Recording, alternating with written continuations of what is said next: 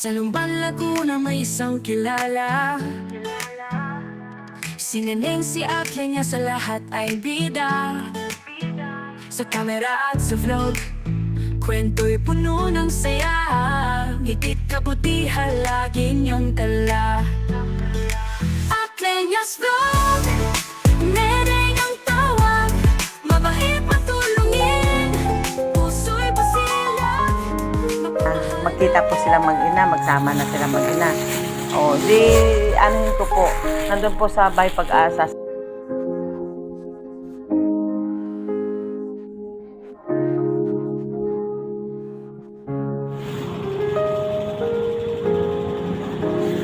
Tulog pa eh. Ay, akin na nga yung sumas. Tulog pa si Kasi.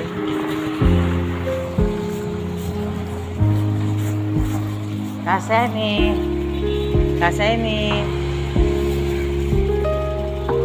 Tulog pa si Kaseni. Pero ibibigay ko na itong lalapag ko na dito. Kaseni, ayan, Kaseni. Saka almusal niya. Ayan. Pandis. Monday. Okay. Thank you. Kilala niya po ako? Kilala niya ako. Yung tayo pangita nung naulan. Ano na lang niya, ilagay niya dito. Binigay ka na suman. Yan. Tapos bibigyan na lang kita ng pangkape mo mamaya. Ano ha? May sino magtitimpla sa'yo ng kape?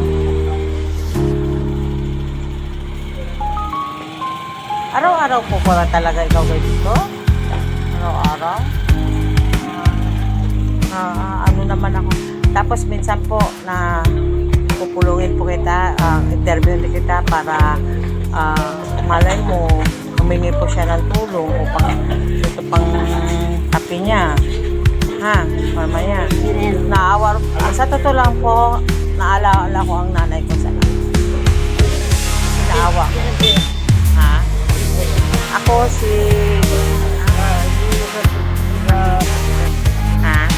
okay lang yun. Okay lang. O basta sa isang araw, pag makita niya ako, doon tayo sa Sampuno para manawagan ka. Yun lang ang gusto niya sa buhay, na magkaroon ng bahay. Malay mo. Ha? Thank you. O sige. Konsihala po ako ng Barangay Wawa. Ako po kung tawagin pa din si Neneng po. Neneng. Pero nakikita naman niya ka na. Nagtitinda ka ng merienda. Yes! Kaya nga, akala ko may bahay nga siya. Yung pala dito siya na kaya babalikan na lang po kita. Malay mo, sige po, okay, almusalan na lang niya yan. Tapos, anong gusto po niya? Magkita po sila mag-ina, magsama na sila mag-ina. Nandun po sa Bay Pag-asa. Isang araw po, natin. Kamayang hapon po, mga gabi-gabi na, basta, magkikita po sila mag-ina. Pagtatagpuin po sila, ha? Alam niya yung pangalan ko? Neneng. Ano nuevo? Si Kagawad po. Kaya nga, sige, ha? Alam mo, sir, bahala na sa bumili ng kape. Okay. Hello po, magandang buhay po. Kararating lang po namin ngayon galing pong Santa Cruz, Laguna. Kami po ay namili ng aming mga paninda para bukas. Naisipan ko nga pong daanan si Kaseni. At yun po, nakita ko po siya ay tulog na tulog sa kanyang higaan doon po sa bangketa. Kaya lalo po akong naawa sa kanya. Ngayon nga po, inabutan ko nga po siya ng suman at saka pandesal, at binigyan ko rin po siya ng pangkape niya para kahit papaano may maalmusal siya. Yun nga po, inabot ko lang po. Tsaka, ang paabot nga po niya sa akin kahit pa paano daw tulungan ko siya at manawagan na meron siyang kahit maliit na tahanan. Kaya nga sabi ko sa kanya ay gagawin ko ang aking makakaya na maipaabot sa social media na ikaw ay tulungan. Yun ang sabi ko sa kanya at sabi ko babalikan ko nga po siya. Kaya ako po ay nananawagan din po na siya ay tulungan dahil matagal na po siyang nasa labas po ng simbahan na tutulog. Matanda na rin po yun. Kailangan din po talaga niya ang kalinga. Naawa po ako din sa kanya. Ako po wala naman po akong kakayanan na ampunin siya dahil marami rin po akong anak. Pinapaaral pa po. Kaya naway meron pong mabubuting puso po na siya ay matulungan. Di kaya mailagay na lang po silang mag-ina sa bahay ampunan po. Kasi talagang wala po talagang mag-aalaga sa kanila, mag-aatorga sa hirap ng kanilang sitwasyon. Kung makikita po ninyo, lalong anak niya, nasagasaan po yun. Kaya, ayan, hindi rin makakilos, hindi makagalaw.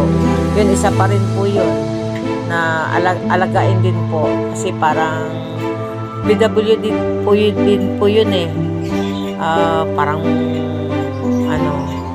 mongoloid. Kaya paano siya maalagaan?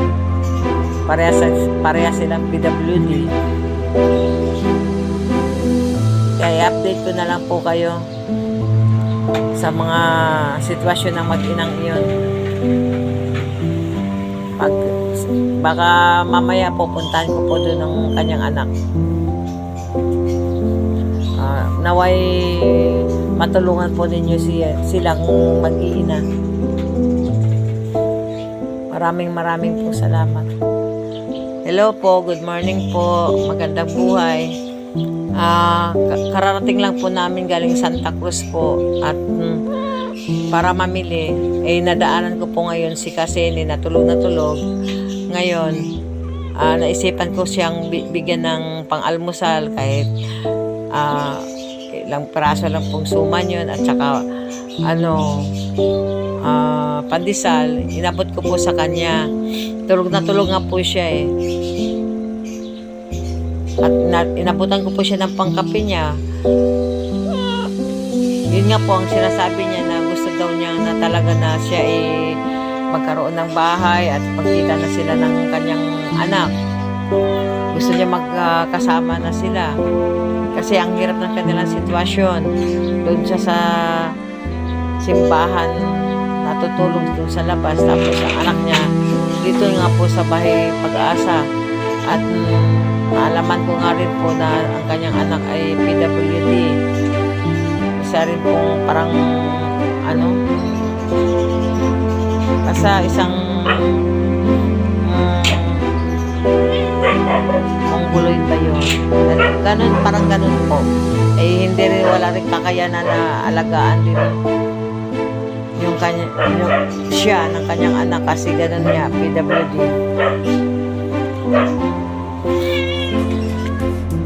Mahal na ina, asawa na wagas, mahal ng lumbay, malakapantay ang lakas. Sa pamilya at kaibigan laging nandyan, sa problema mo siya'y may solusyon agad. May Pinoy